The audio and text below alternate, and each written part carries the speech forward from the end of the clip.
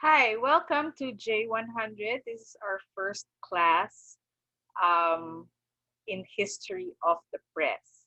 So this is the first of a series of lectures for the asynchronous part of our online classes this semester.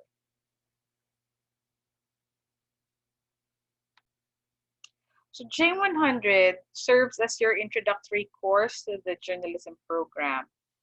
It is entitled History of the Press. We will tackle um, data about the history of the press in the world, but primarily we will focus on the Philippine press.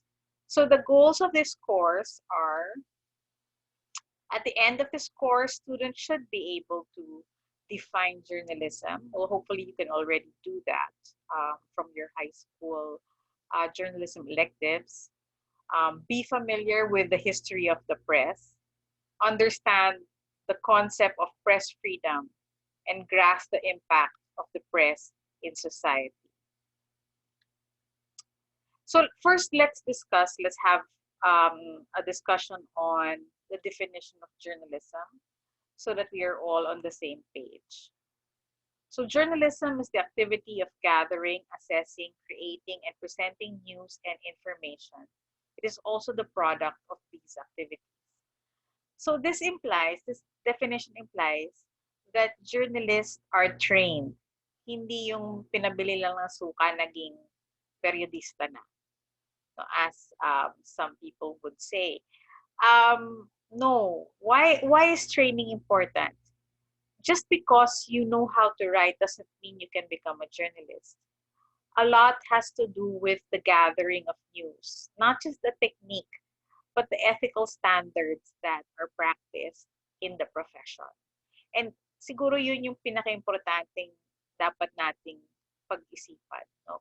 Na lahat ng kilos ng journalist dapat ethical dahil ang taas, ang laki ng impact niya sa society. So, on the other hand, history reveals that the more democratic a society, the more news and information it tends to have. And we will look at this when we discuss later on the four theories of the press. So let's look at history as um, an academic field or by its definition. So first is, what is history? History is the study of the human past as it is described in the written documents left by human beings.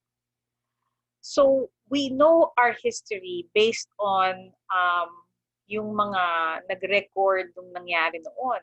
No? And many times there are scribes. Dun sa mga explorer, may kasama silang scribe. So for example, Magellan had Pigafetta with him, who's an Italian chronicler.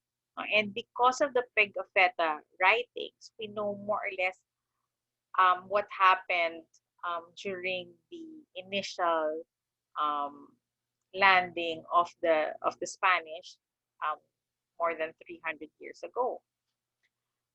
We also get to know our history based on yung mga diary ng mga unang Pilipino. No? For example, yung mga ating mga ilustrado. No? So because of the writings of Rizal, the writings of Luna, and all of these people, we can piece together what happened in the past, right? So we also look at history as an academic discipline. So we know that in this university, we have an entire department dedicated to the study of history. It's on the other side of the oblation from the College of Mass So, but in any case, what do? They look at history in the form of a narrative. No? The narrative to examine and analyze a sequence of past events and objectively determine the patterns and cause and effect that determine them. No? So, yung mga nag-aaral ng history, kailangan nila ng data kung anong nangyari nung araw. So, and where do they get that data? And here is where journalism and history cross paths. Because while historians and journalists have one thing in common, they are based on facts. they write about things that happened in the past based on facts. Technically, kung iisipin talaga natin ito, yung unang nagsusulat ay yung journalist, di ba? So journalists write about the present and tell us about the events. So in other words, they are the first chroniclers of history. And so this tells us how important journalism is. Because if they get things wrong or they write, they write falsehoods, then the historians in the next generation will not be able to write an accurate history of the of 2020, for example. So if journalists do not record, lahat ng kapalpakan ng gobyerno sa pag-address ng COVID, yung threats ng COVID, then how will people in 2010 learn about it? Historians will have very little to go on. Now, of course, aside from history, historians also can interview eyewitnesses. In fact, dapat that's one of the things that they do immediately habang buhay pa yung mga eyewitnesses. But then that is not always possible. If you are a history professor and you want to write about the 1800s, obviously no one is alive anymore. And you will have to depend on secondary data. And usually that secondary data includes newspaper clippings, journals, diaries that were written during that time. So now let's look at journalism from the point of view of other forms of communication. So journalism actually occupies a very small space in the world of writing, in the world of text. But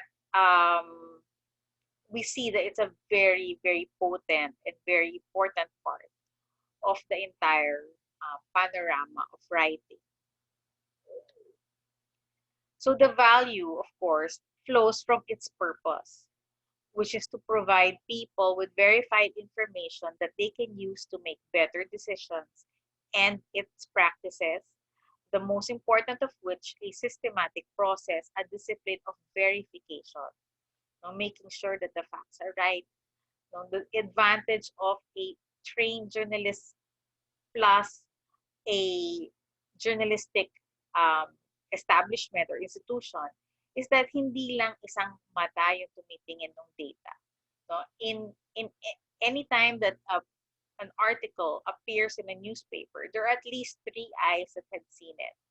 The journalist who wrote it, the sub-editor of that section, and the editor, the managing or the editor-in-chief, who will make the final decision on where that article will go. And so there is that level of verification that it passes through. Unlike, let's say, the citizen journalist who writes only in the blog.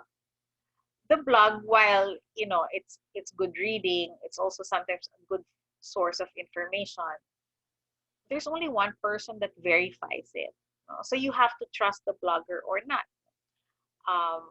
That bloggers, the information in that blog rests on the credibility of the blogger.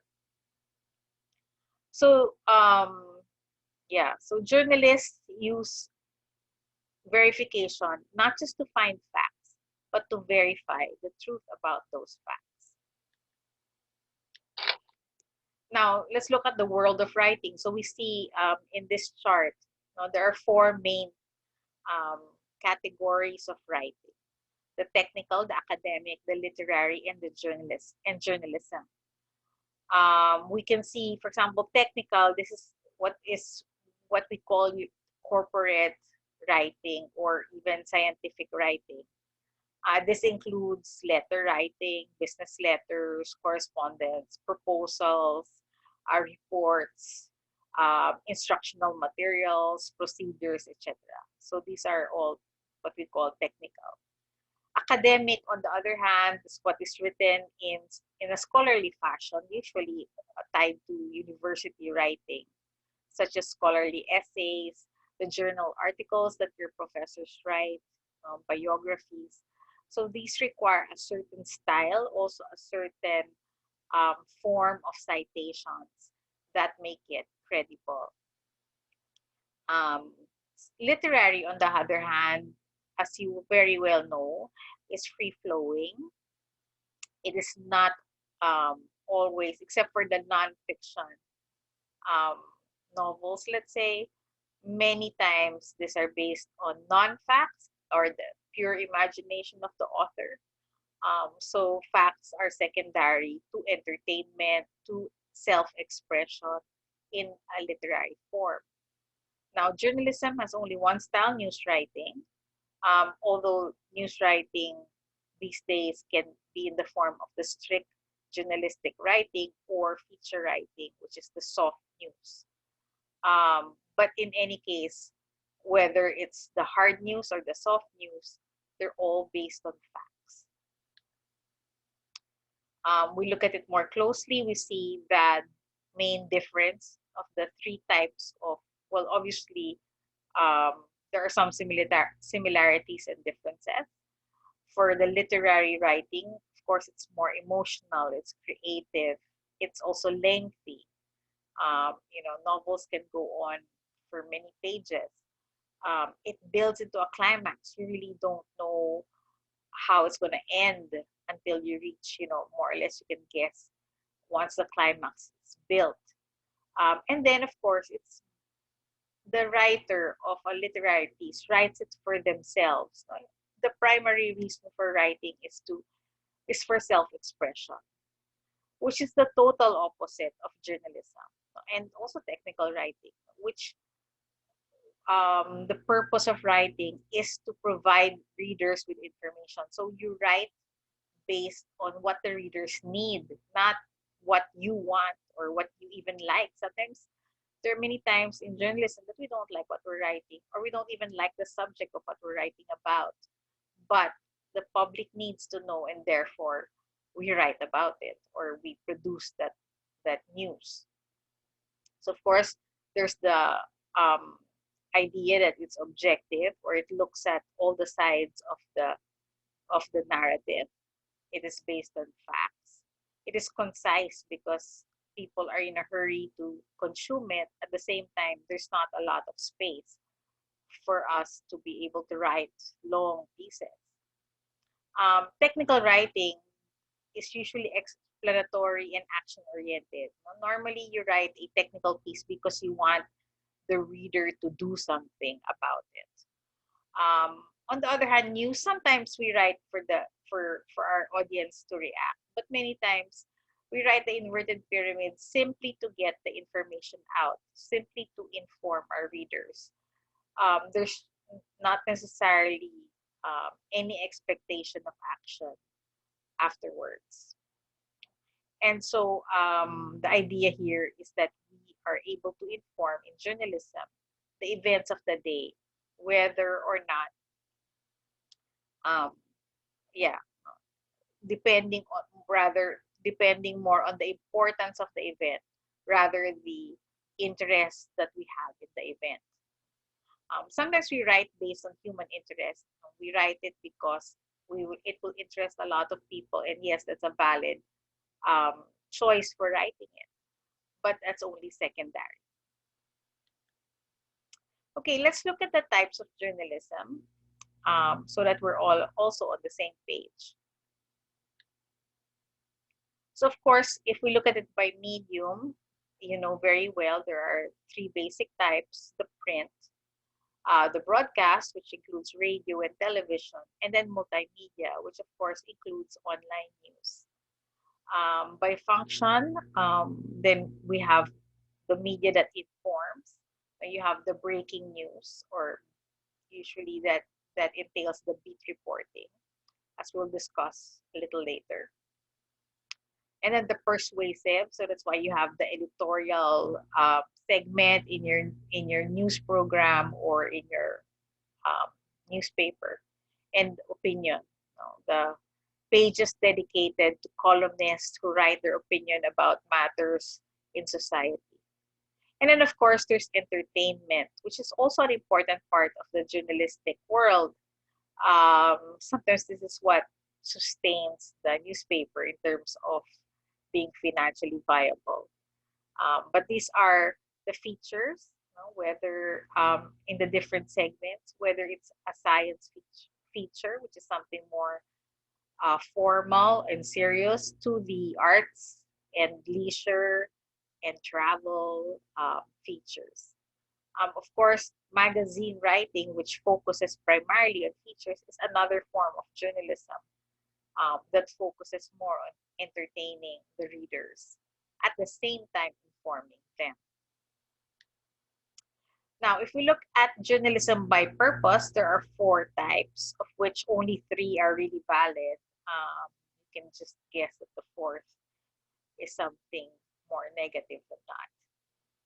So let's look at the first one, beat reporting. This is really the daily coverage.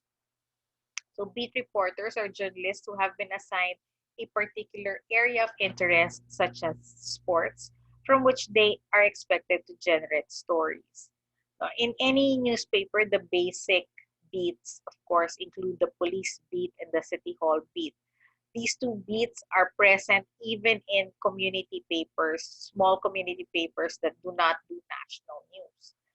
But because they focus on local news, these two are the more important beats.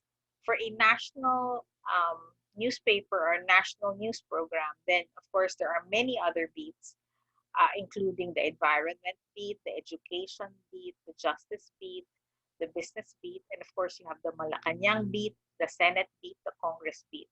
So all of this, the political beats are included and important part of the daily coverage. And then you have the investigative journalism. So this segment usually, well, actually sometimes beat reporters do it as well. They take time off from their beat to write an investigative piece, normally also related to their beat. But there's some newspapers and some news programs are dedicated precisely to simply do investigation. And this means that reporters look at single topic interests, such as the serious crimes, political corruption, corporate wrongdoing, and write in-depth stories about it. So this is not daily. So normally it takes at least a week, sometimes months, to get an investigative piece out. The longest I've worked on an investigative story was 3 months. Actually, it took my entire summer vacation. So normally what do professors do while students are summer break? If I don't have a load in the midterm, I normally write something. But usually it's not even enough. A midterm break is not enough for investigative piece, because you need longer time than that. Advocacy journalism, on the other hand, is one of the emerging fields of journalism. This is especially true for journalists who work for non-governmental organizations. So the idea here is that they are pushing for a certain issue, for example, climate change, the environment advocacy, in their fields, by using their journalism um, studies. The difference here between a propagandist and an advocate is advocacy journalism still bases on facts. So it's not worth advocating if it's not truth, if it's not something truthful, or it's not based on facts. So normally advocates are those who believe in a cause because of all the facts that they are faced with, and that maybe mainstream media is not paying attention to. And so they feel the need to have a special focus on it. So it's different from propagandists. Propagandists are more in the line of the negative side of public relations, where they use falsehoods and present it as facts in order to persuade the public. So, in anything that you have to fake is not worth it, and it's not ethical, and it's not a part of what we call advocacy journalism. Yellow journalism, again, is the negative or the dark side of journalism. This is a genre of journalism that is more concerned to selling papers than providing information. We still see this today, unfortunately, in the forms of our tabloids. No?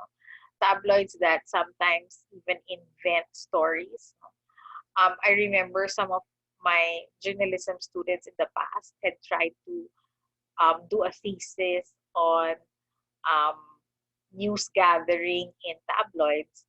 And then they realized, based on their content analysis and their interviews, that some of that half or more than half of the police stories in the tabloids are from the imagination of the reporter. No? And participant observation showed them that wait, this reporter never left his desk, never made phone calls, and yet he's writing stories. So, saan niya nakuha yun, di ba?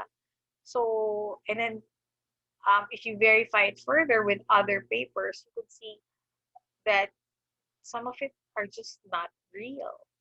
Some of it are, but now you have a trouble distinguishing which is the true crime news and which one was the imagination of the reporter. And you can imagine that the more sensational, the more lurid the crime, it could possibly be from his imagination.